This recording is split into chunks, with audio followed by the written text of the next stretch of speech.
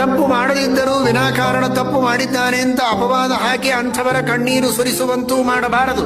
ಹಾಗೇನಾದರೂ ನಿರಪರಾಧಿಗಳಿಗೆ ಅಪರಾಧದ ಆರೋಪವನ್ನು ಮಾಡಿ ಕಣ್ಣೀರಿಡುವಂತೆ ಮಾಡಿದರೆ, ಅವರ ಕಣ್ಣೀರು ನೆಲಕ್ಕೆ ಬಿದ್ದರೆ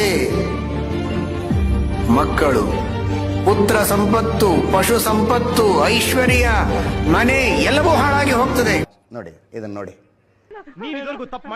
ಅದರಲ್ಲಿ ಒಂದು ನೀವು ಹೇಳ್ತಾ ಇರುವಂತ ಸೌಜನ್ಯ ಮರ್ಡರ್ ಕೇಸ್, ಅರೆಸ್ಟ್ ಆಗಿ ಜೈಲಿನಲ್ಲಿರುವಂಥವನನ್ನ ಜೈಲಿನ ಒಳಗಡೆ ಹೋಗಿ ಮಾತಾಡಿಸಿಕೊಂಡು ಬಂದಿದ್ರಿಂದ ಹಿಡಿದು ಅವನಿಗೆ ಈ ಸಭೆಯಲ್ಲಿ ಹೇಳೋದಕ್ಕೆ ಬರದಂಥ ಒಂದು ದೈಹಿಕ ನ್ಯೂನ್ಯತೆ ಇತ್ತು. ಆ ದೈಹಿಕ ನ್ಯೂನ್ಯತೆ ಅಂದ್ರೆ ಏನು, ಅದರ ಕನ್ಫರ್ಮೇಷನ್ ಏನು, ಆ ಲೆವೆಲ್ ತನಕ ಹೋಗಿದ್ದೀನಿ ನಾನು.